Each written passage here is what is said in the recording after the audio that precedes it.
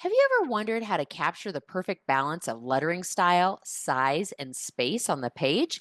That's exactly what we're going to practice today.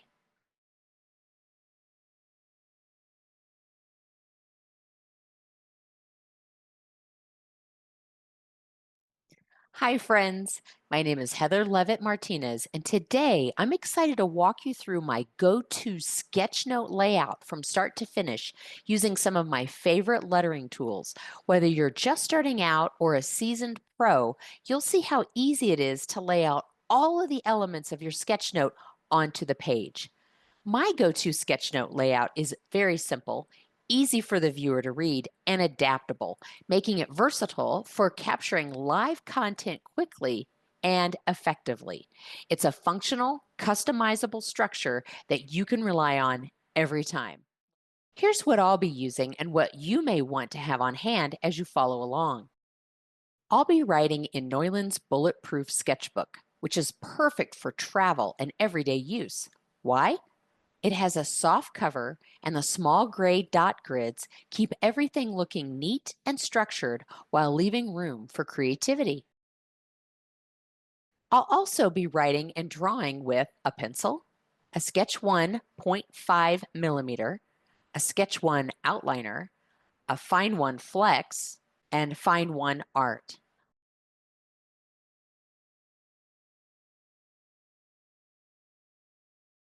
I like to start out by making a lettering exemplar using the different tools. It's a great way to warm up, and once you create it, you have a reference for the future.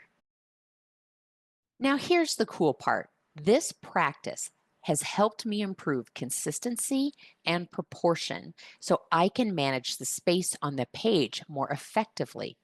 Imagine being able to size and position your lettering with confidence, especially when you're under pressure to create quickly. This is especially important for live capture work when you have to gauge the level of content you are capturing and balance that with the amount of space and time you have to work with. This is great if you've ever felt overwhelmed trying to manage the space on the page. The number one question that gets asked by new visual practitioners working at any size is, how do you manage the space on the page? I've found that when I can set my lettering with the appropriate tools to capture hierarchy, I've developed a repeatable, scalable formula that works every time.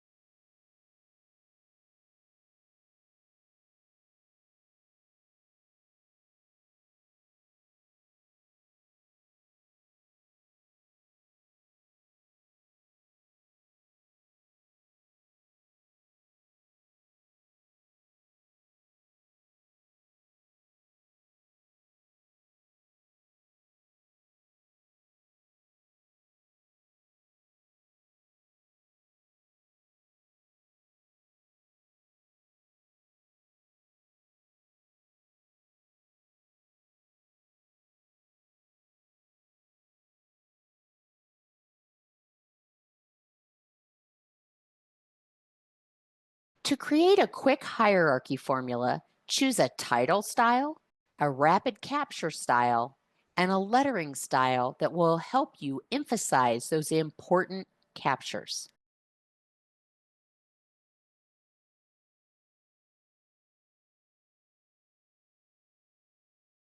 Now that we have an exemplar of a variety of lettering styles and tools, we can choose which to use where in our sketch notes.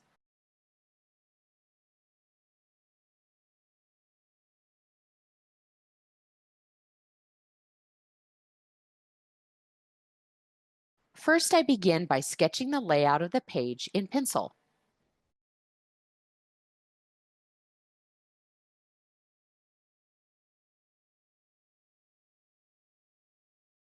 Here I'm planning out 3 columns. I'll add 3 circles for the icons and some space for a banner at the top. The pencil layout is just a guide to help me place everything where it will look balanced and visually appealing. I leave plenty of room for adjustments as I move forward. Remember, sketch notes are a fusion of the 3 pillars: listen, letter, draw, along with the creative process to bring clarity. As we explore this layout, you'll see how using art elements like line, shape, and space helps you effectively and confidently communicate your ideas.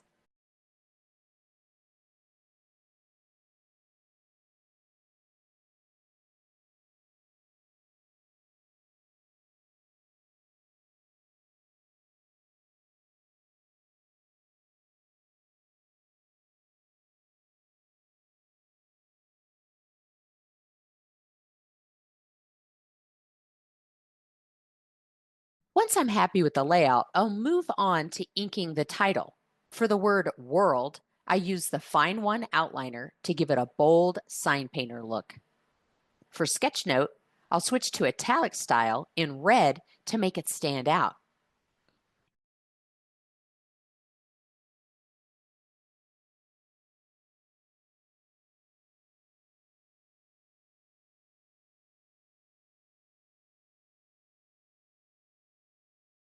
And the word day will also be inked in with the Fine One outliner, just like world, to maintain consistency. Now I'll go ahead and outline the banner. Since I've already penciled in the layout, it's easy to follow those lines and make sure the banner wraps around the words in a way that looks balanced. Remember to write the words first, then draw the banner. The banner is a great way to break up the space and add some visual interest to the design. Next in my go-to sketchnote layout, I'm going to add some fun icons inside of each of these circles. These represent different tools that are used for these types of lettering styles.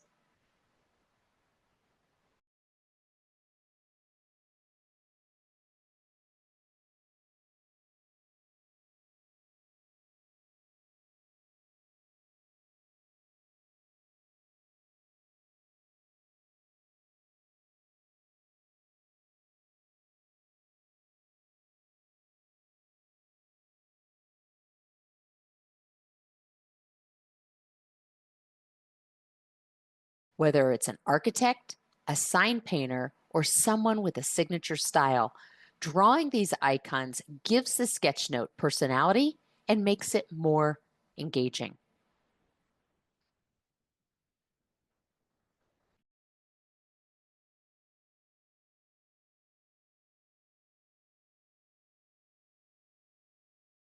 Now I'll start by writing with these tools to kind of gauge the space by writing pangrams in each column. In the first column for the architect, I'll write how jovial explorers quickly design quirky, vibrant maps full of zest. Here I'm using very light pressure and the very tip of the Fine One flex. Notice how it looks like a whisper?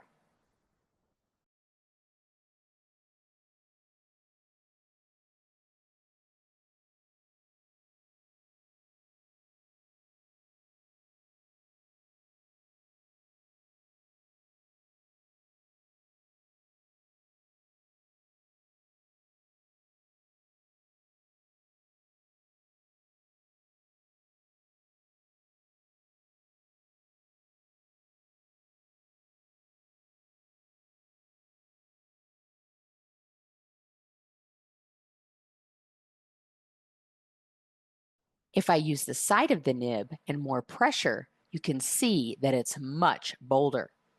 The brush nib is the most versatile, and by just changing the angle and the pressure, you can add emphasis and save a lot of time by not having to go back and adding extra weight. I like to say, let the tool do the heavy lifting for you.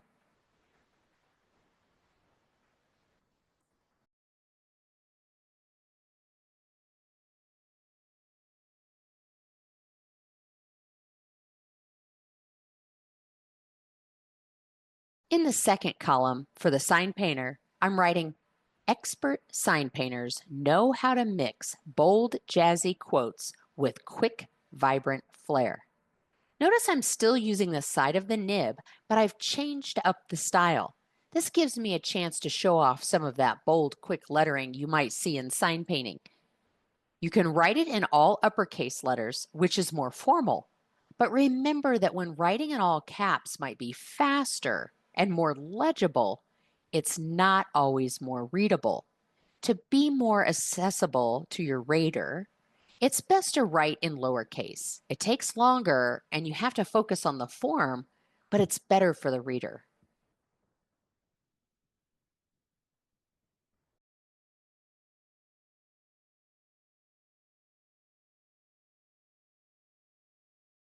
Lastly, for the signature style column, I'll write, quick handwriting experts fix bold, jazzy vibes with vibrant, memorable strokes.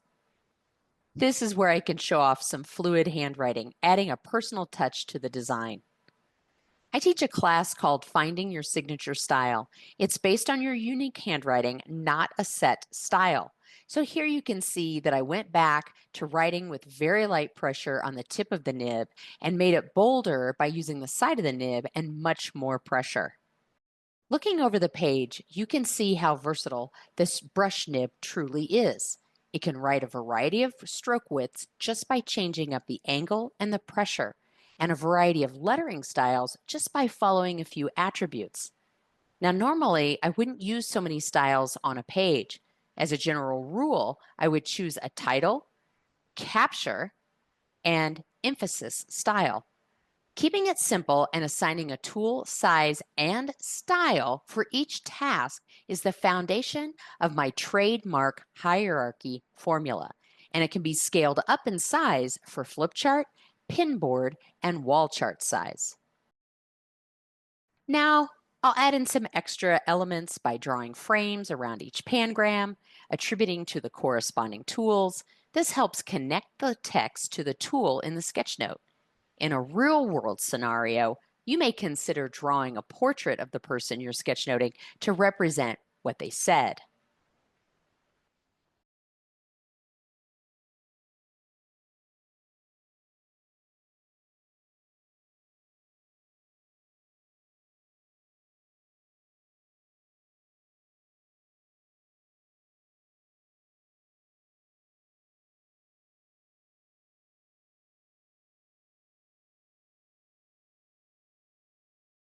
Next, I'll write a key takeaway in the upper right-hand corner.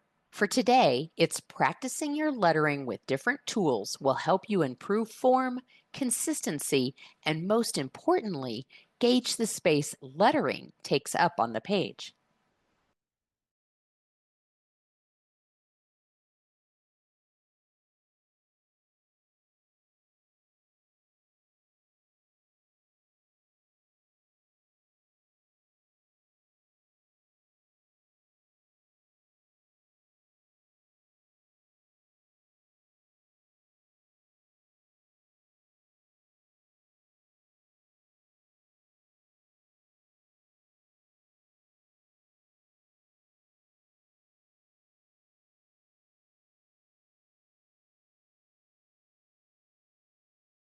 This is a crucial reminder to consider as you are thinking about composition and spacing in your sketchnote.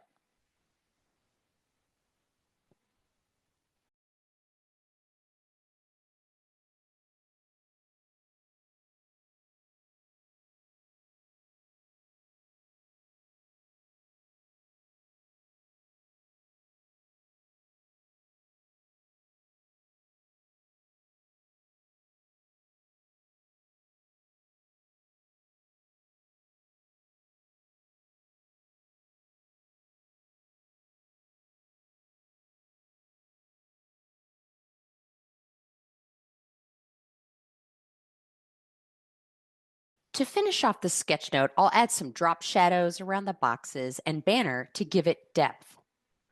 I'll also add color behind the tools to make them pop off the page. A little bit of color can help bring the design to life.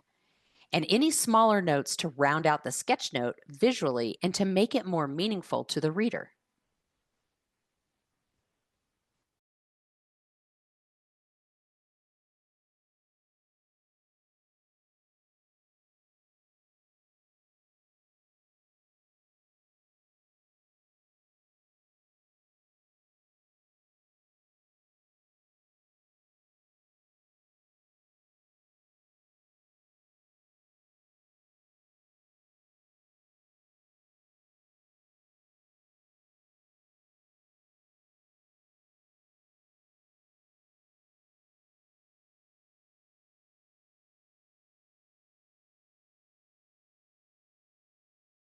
Finally, across the bottom, I've left some room to sign my work.